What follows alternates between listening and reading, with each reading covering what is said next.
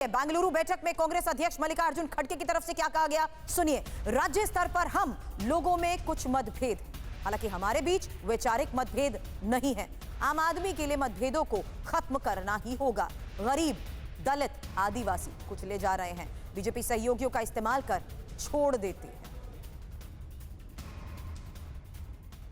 तो बेंगलुरु पहुंचे विपक्षी दलों का बीजेपी पर निशाना, जहां देश और जनता को बचाने के लिए बैठक को जरूरी बताया। अखिलेश यादव ने लोकतंत्र, संविधान और भाईचारे को बचाना है, यह कहा। तेजस्वी ने 10 साल में हर सेक्टर को नुकसान पहुंचा है, यह कहा केजरीवाल ने। साथ ही मीटिंग से देश के लिए अच्छे नतीजे जल्द निकलकर सामने आएंगे, यह कहा ममता बनर्जी ने।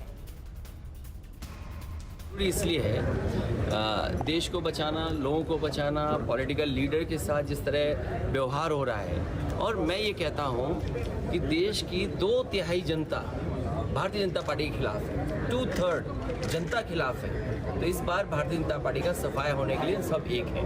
देश के लोकतंत्र, देश के संविधान, देश की जो भाईचारा है, जो डाइवर्सिटी है इस देश की, उसको बचाने के लिए हम लोग सब लोग एकजुट हुए। और जिस तरह से संवैधानिक संस्थाओं पर दुरुपयोग कराया जा रहा है, जिस हिसाब से देश की संपत्तियों को बेचा जा रहा है, चाहे किसान हो, चाहे युवा हो, चाहे महंगाई हो, इन सारे जो असल मुद्दे हैं, इन पर बात ना करके जो जहर की बातें जो हैं, जो नाकों से चलती हैं, उसकी बात की जा रही है। आज हम लोग विपक्ष में हैं, लेकिन जो विपक्षी पार्टी है उसमें इतने अनुभवी नेता हैं।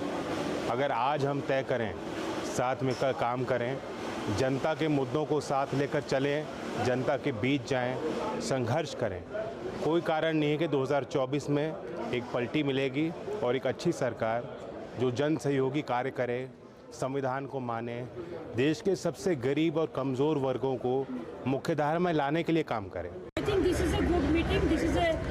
Fruitful meeting and it's a constructive decision we will take it.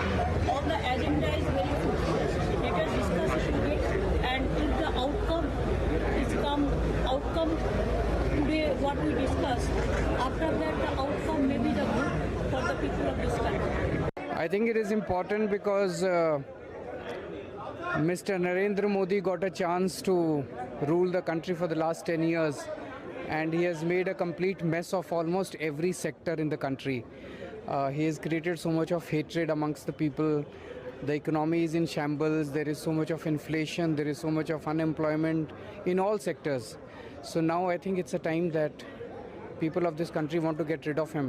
So everyone needs to come together and. वर्तमान सरकार के द्वारा जो देश में हालात बनाई गई है, उसी को लेकर आज ये एक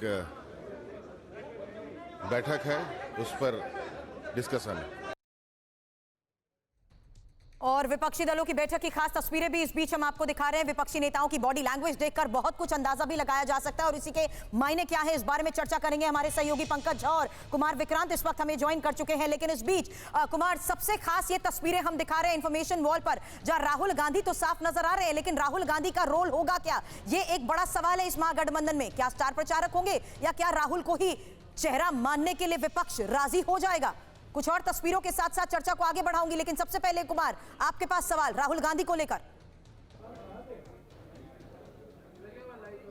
देखिए, राहुल गांधी की भूमिका वही होगी कि वो प्रचार करते नजर आएंगे। उनके पास कोई जिम्मेदारी भले ही ना दी जाए उनको, लेकिन जिस तरीके से पटना में उनकी भारत जोड़ो यात्रा को प्रेज किया बाकी नेताओं ने, लालू यादव ने, नीतीश कुमार ने, बाकी सब ने, तो राहुल गांधी एक बड़े चेहरे के तौर पर होंगे। और जिस तरीके से आज खड़गे ने कहा कि कांग्रेस पार्टी प्रधानमंत्री पद के पीछे नहीं है, तो ये एक बहुत बड़ा बयान है। यानी कहीं ना कहीं चेहरे की बजाय मोदी बनाम जनता की लड़ाई बनाने की बात है, मोदी बनाम मुद्दों की लड़ाई बनाने की बात है, जिससे आपस में कोई सिर्फ उटव्वल ना हो। और जब वो ये कहते हैं खड़गे कि प्रधानमंत्री पद के पीछे कांग्रेस नहीं है, उसकी इच्छा नहीं है, वो पहले लोकतंत्र को बचाना चाहती है, तो इस बयान के जरिए कहीं ना कहीं सभी के दिलों में जो सब्जबाग है पीएम बनने का 96 में देवगौड़ा और गुजराल की तरह, वो जगाए रखना चाहती है कांग्रेस, जिससे कोई विवाद ना हो। आज कुछ और खास तस्वीरें भी सामने आई है, जहां नीतीश कुमार, शरद पवार, ममता बनर्जी, अखिलेश यादव सभी एक साथ जहां नजर आ रहे हैं। पंकज जी, सवाल इस बीच नीतीश कुमार को लेकर है, क्या माने, क्या ये एक महज इनाम के तौर पर होगा, गठबंधन का इनाम मिलेगा अगर नीतीश कुमार के नाम पर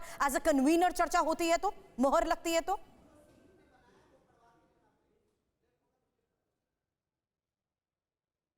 चर्चा हुई थी, लेकिन ये तय हुआ है कि किसी भी तरीके से कोई भी ऐसी बात जिसको लेकर आपस में विवाद हो उस पर कोई चर्चा न की जाए। विक्रांत ने जैसा कहा था कि कुछ मुद्दों पर चुप रहने की भी बात कही गई है। ये हो सकता है जिस तरह से नीतीश कुमार ने शुरुआत की थी विपक्षी नेताओं को एकजुट करने की, तमाम विचारधारा अलग अलग प्रतिबद्धताओं के होने के बावजूद सब जिस तरीके से आप तस्वीरें देख रही हैं, जो बातें हो रही हैं, जो असंभव लग रहा था वो सब एक साथ बैठे हैं। ये बड़ी बात है कि 26 पार्टियां एकजुट हुई हैं और ये कहा जा रहा है, माना जा रहा है कि नाम तय हो गया है और अध्यक्ष और संयोजक में से संयोजक नीतीश कुमार को बनाए जाने की चर्चा है। थोड़ी देर बाद इसका औपचारिक ऐलान कर दिया जाएगा कि आज की बैठक में क्या पर सबकी नजर भी है, लेकिन इस बीच इंफॉर्मेशन वॉल पर ये खास तस्वीरें और तस्वीरों के साथ उठाए गए सवाल आपके सामने इसलिए क्योंकि जहां ममता बनर्जी नजर आती है, शरद पवार के मन में क्या चल रहा है ये एक बड़ा सवाल है। नीतीश कुमार की तस्वीर सामने आई, महागठबंधन में राहुल का रोल क्या होगा इस बारे में हमने बात की, लेकिन क्या बंगाल में ममता को कांग्रेस के साथ भी पसंद होगा? हालांकि लेफ्ट भी यहां पर है, यहां पर किस तरीके से कैडर को साथ लाने की कोशिश की जाएगी। और महत्वपूर्ण ये हो चुका है कि अब इस बैठक में सभी दल जहां एक साथ नजर आ रहे हैं, वहीं शरद पवार की मौजूदगी जिस तरीके से इससे पहले भी गठबंधन में सबसे भरोसेमंद साबित हुए हैं, क्या इस बार भी वैसा संभव हो पाएगा पंकज जी, जहां बात शरद पवार को लेकर आती है? तो